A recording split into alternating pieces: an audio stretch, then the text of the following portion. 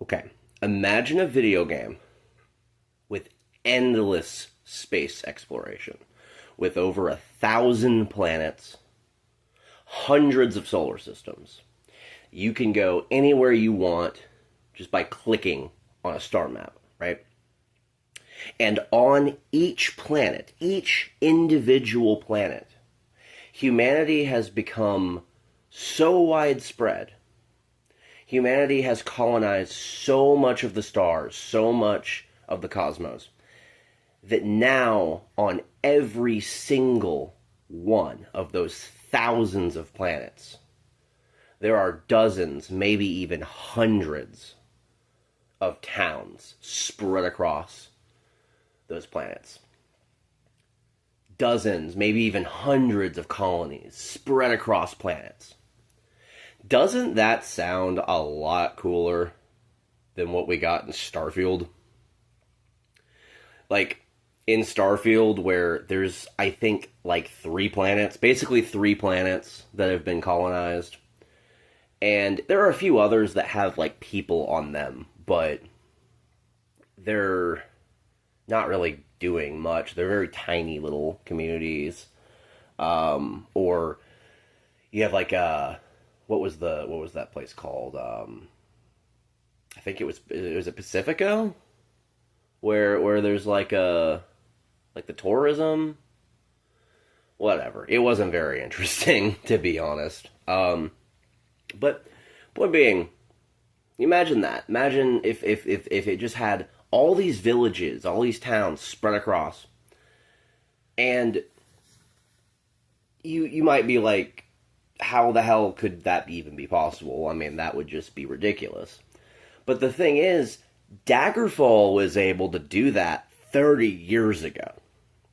I know the technology was different. Daggerfall was a much, much smaller game in many ways.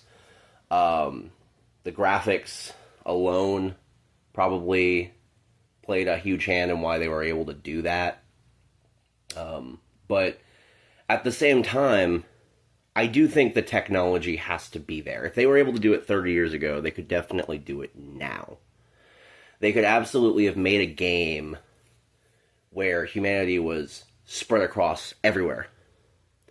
And they could have actually had interesting random generation. Because I've been playing Daggerfall a lot lately, the past month, and I'm kicking myself for not getting into the game sooner, because I'm realizing it's one of the best games ever made, and playing it has made me realize why Starfield was so disappointing. This is what Starfield should have been.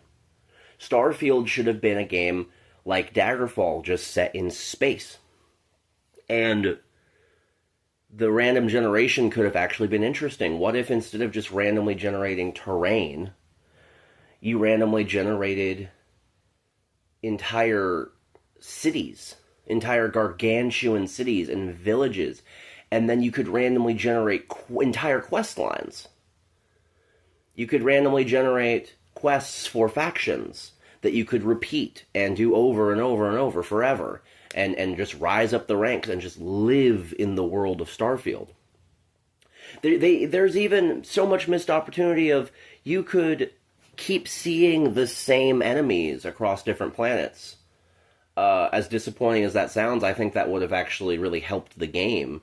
Instead of having so many barren planets, what if they did something a little bit more like the Terramorph plotline, where maybe there are certain species that like to attach themselves to human beings, like shoes or something, and they have a tendency to then grow into gargantuan predators that are man-eaters, that hunt down humans, that we have these apex predators that no matter what planet we go to, we can't escape them.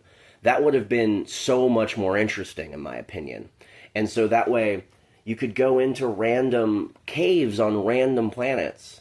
You could be out in the middle of nowhere and just go into a cave, and instead of it being the same cave copy-pasted over and over and over and over and over, it could have been, the caves are actually randomly generated, like in Daggerfall. All the dungeons could have had randomly generated rooms that just come together to form entirely unique dungeons that have absolutely no developer input at all. That would have been more interesting. In my opinion, after playing Daggerfall, I've come to the conclusion that Starfield's problem is not its random generation. It's the fact that it didn't commit to it. It's the fact that it wanted to try and do this weird halfway, where they wanted some level of handcrafted dungeons. They wanted all the dungeons to have some handcrafted elements, but they also wanted them to be randomly generated across thousands of planets. And so what you get is you find yourself entering the exact same dungeon over and over and over and over and over on every single planet. And as soon as you see the exterior of these dungeons, you know exactly what's going to be inside. You know exactly where every single enemy is going to be standing. You know where every single piece of loot is going to be in that dungeon. As opposed to in Daggerfall, maybe you see the exact same exterior. Maybe you see the exact same crypt or the exact same abandoned castle or something.